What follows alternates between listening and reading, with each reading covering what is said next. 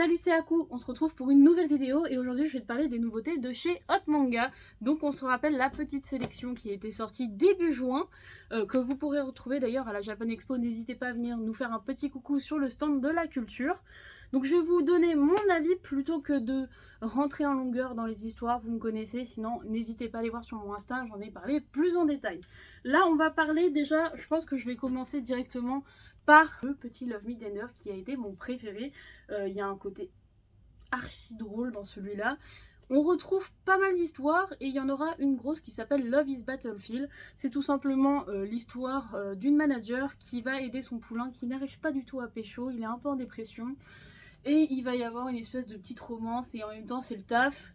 Mais finalement l'amour va prendre le pas au-dessus du travail, donc très très mignon, très adorable. Et puis après, alors, l'histoire qui m'a fait mourir de rire, c'est l'histoire qui s'appelle Grizzly, puisque ça va tellement bien avec l'actualité du moment. Avec le fameux débat un homme ou un ours, et bah là, vous allez choisir l'ours, messieurs. Vous allez choisir l'ours parce que c'est une très belle femme qui est cachée dedans et qui va aspirer votre énergie jusqu'à en mourir. Donc c'est dangereux, mais très excitant. Le chapitre romantique Dust Shooter qui m'a fait mourir de rire. Tout simplement le gars moche qui est ami avec le gars populaire et il va se servir de cette position pour pécho un max de nana. Le jour où il y arrive, il a l'impression de vivre un rêve, mais son ami populaire va le cramer et va le punir parce qu'en fait, tout simplement, il est de l'autre bord. Et j'ai trouvé ça, mais une fin comme ça, mais vraiment à mourir de rire puisqu'il va le punir très profondément. Et j'ai trouvé ça, mais vraiment, c'est génial. Moi, vraiment, mon rêve un jour, c'est de faire un hentai. Et si je trouve un dessinateur un jour, c'est un hentai bi avec une fin comme ça, où en fait le mec mais trompe sa meuf avec un mec, mais c'est à mourir de rire. Je trouve ça beaucoup trop...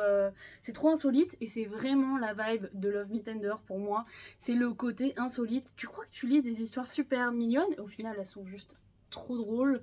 Et il y a beaucoup de codes du comique avec des têtes, vraiment je vous en mettrai là, mais voilà, que tu peux retrouver dans un manga classique et c'est ce que j'ai apprécié. On a vraiment une vibe comique dans celui-là. Alors oui, on a vraiment le côté spacey avec un recueil où tu auras pas mal de scènes, je pense, qui la fera dresser de temps en temps, mais on a aussi vraiment un côté, vraiment tu vas te marrer tout du long et c'est ce qui m'a attiré, c'est pour ça que c'est mon chouchou, vraiment, Love Me Tender, et que j'en parle pendant une heure. Sachant que j'avais déjà testé Fujimaru avec Your Song, qui n'a pas du tout la même vibe. Your Song a envie de te faire pleurer, mais là, il a envie de te faire rire, et il te fait passer par un tas d'émotions. Il est trop fort, ce petit Fujimaru. Futari Yuragi, pareil, c'est le deuxième titre que j'ai apprécié. Je n'aurais pas cru à la cover, puisque je pensais qu'on allait être sur quelque chose de très hard. Et au final, on se retrouve entre légèreté et moments vraiment très durs, sans mauvais jeu de mots. Et d'ailleurs, j'en ai pas parlé, je pense, à part Sorceress from Another the World, nos petits H manga ont des petites pages couleurs histoire de nous faire profiter de quelques instants en full couleur. Ici, ce sera toujours un petit recueil, pareil, d'une dizaine de chapitres.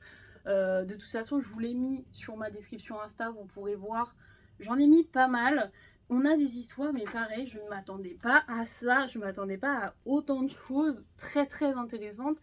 Faut pas se fier à la cover, comme on dit. Il y a un petit passage, et d'ailleurs, peut-être que la cover vous fera penser à Yuresis. Vraiment, on aurait bien un peu Yuresis. Il y avait un peu la vibe, un peu Yuri, un peu voilà.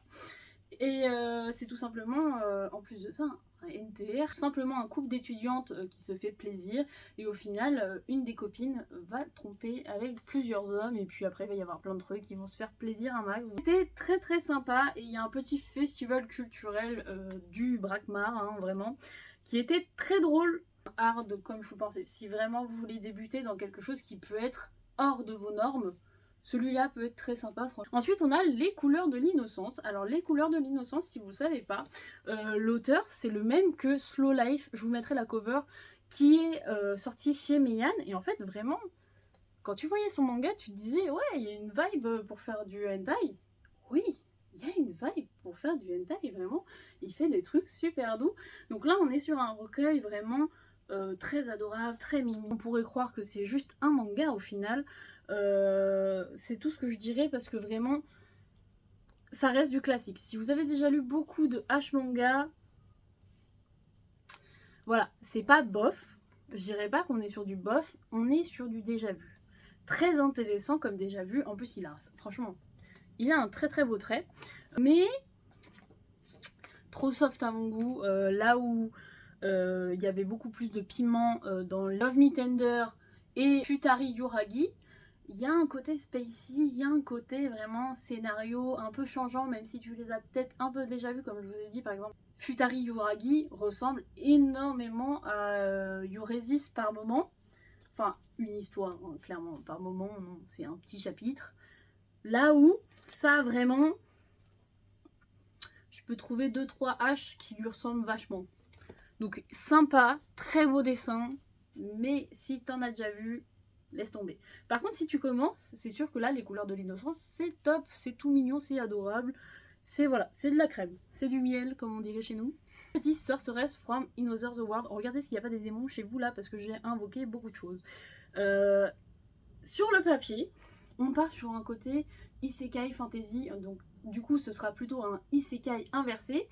On part sur de la Kitty Girl, des magiciennes, des chercheuses de mana. J'avais tout pour me plaire. Et au final, c'est le seul qui m'a pas plu. Vraiment, là, on est sur du... Ça m'a pas du tout plu, mais il y a plusieurs choses qui prennent en compte. Alors déjà, je pense que du coup, c'est le mangaka qui est comme ça. Je sais qu'il y avait un tome de Rocket Monkey qui était comme ça. Et c'est un truc qui me gave. C'est vraiment... Moi, je suis dans le tout petit chipotage, mais quand je chipote, je chipote. Je suis obligée de faire ça avec mon hentai. Et je déteste faire ça parce qu'en fait les bulles, elles sont putain à ras de la ligne. Je déteste ça. Donc parfois ça m'a gavé. En plus ça débute sur de la tentacule. Alors la tentacule ça me dégoûte pas. Mais on n'est plus dans les années 2000. Mal exploité, je trouve ça chiant. Et là, je vous avoue que par exemple dans le Domu, avec la sorcière qui est avec des tentacules de slime, j'ai trouvé ça super bandant parce qu'il y a le côté slime, le côté visqueux. Et là c'était juste genre... Ça m'a fait penser vraiment, oh vas-y, on a fait un retour dans le passé, on est en train de découvrir un truc vintage. Et j'ai trouvé ça un peu dommage parce que finalement, celui-là ressemble énormément à un Ichi des années 2000. Et vraiment, je n'en peux plus parce qu'il y a vraiment rien. Si vous aimez en tout cas les histoires un peu d'aventure, on va dire ça comme ça, ou avec légèrement de la romance, vous allez l'apprécier. Mais moi, vraiment, de mon côté, je me suis fait chier. Un autre souci aussi, je suis dyslexique, je ne sais pas si vous le savez. Il y a beaucoup de bulles, mais dispersées à droite à gauche, je les trouvais indigestes par moment. C'est vraiment le seul point négatif. C'est aussi un rétrécissement du personnage principal dans l'histoire qui va faire un peu comme Itadaki Seiki. En fait, si vous voulez, il va se réduire. Vous sentez le réchauffer, voilà. En fait, je l'ai ressenti comme ça et je trouve ça vraiment dommage parce que c'est vraiment tout ce que j'aurais kiffé. Le côté fantasy, vous savez à quel point, genre, j'en ai un qui s'appelle, je crois, c'est Men of Steel, qui est avec des orques, des chevalières, des elfes. On est dans un univers fantastique, c'est une dinguerie. Et là, je pensais que vraiment on serait plus dans un côté épopée, château, voilà. Et en fait, non, c'est des filles qui viennent chercher de la magie, puisqu'en fait, en faisant des choses ensemble, elles récupèrent un max de mana en se faisant plaisir. Par contre, elles deviennent totalement incontrôlables avec ça. Donc ce petit côté, j'ai trouvé très intéressant, surtout qu'avec la Kitty qui se transforme, franchement, j'adore. Mais d'un autre côté, ce genre de scénario, je n'en peux plus. Mais après, il faudrait peut-être que j'en lise moins. On va se dire les choses. Faut se dire que de mon point de vue, là, de ce que je vous raconte, c'est parce que moi j'en lis beaucoup. Et ça, c'est des trucs que j'ai lus quand j'étais au lycée, au collège. C'est voilà, c'est bon, basta. Mais il en faut pour tout le monde. Beaucoup l'ont apprécié. Je pense que vous êtes beaucoup. N'hésitez pas à me le dire en commentaire. Moi, c'était voilà, déjà vu, revu. Il y a des animes comme ça, des tentacules. Tentacules, ça mélange tentacules, isekai et magie. Ils auraient pu faire un truc tellement mieux. Enfin, Simon, du coup, excusez-moi, monsieur Simon, mais il aurait pu faire un truc tellement mieux. Et même avec le dessin, bah, ça rattrape pas l'affaire. Donc vraiment, ma petite déception. Là, si vraiment je devais parler de coup de cœur, je pense que j'ai assez dit. C'est Love Me Tender. Love Me Tender, insolite, drôle. Je me suis marrée tout du long. Même Futari Yuragi fut une super surprise. Mais un kiff total. Là, Sorceress, c'est une surprise dans l'autre sens. C'est-à-dire que c'est celui-là que j'attendais le plus, c'est celui-là où je suis le plus déçue. Si tu veux un avis plus complet, n'hésite pas, comme j'ai dit 30 000 fois je pense dans la vidéo, à aller voir mon compte Insta ou mon compte Twitter. J'essaye quand je les reçois en avance de pas trop vous spoiler, mais là comme ils sont sortis, voilà, on déballe tout. J'espère que cette vidéo vous a plu, j'espère vraiment que cette sélection aussi vous a plu, parce que je trouve que quand même Hot Manga, à chaque fois ils nous sortent genre 4 titres d'affilée, c'est ouf. Donc on a vraiment un choix énorme, il y a un prisme énorme, puisque là regardez, on est sur un recueil insolite, assez fun, un recueil un peu plus doux pour ceux qui aimeraient beaucoup plus le vanilla, un recueil qui mélange du hard, des côtés vraiment durs de la vie, qui propose vraiment des situations compliquées, et un petit arc narratif un peu plus fantasy, un peu plus vanilla, avec un côté harem quand même. Donc vraiment, voilà, une petite sélection variée comme d'habitude, comme j'aime, c'est pépite. Pour une prochaine vidéo, tchuss!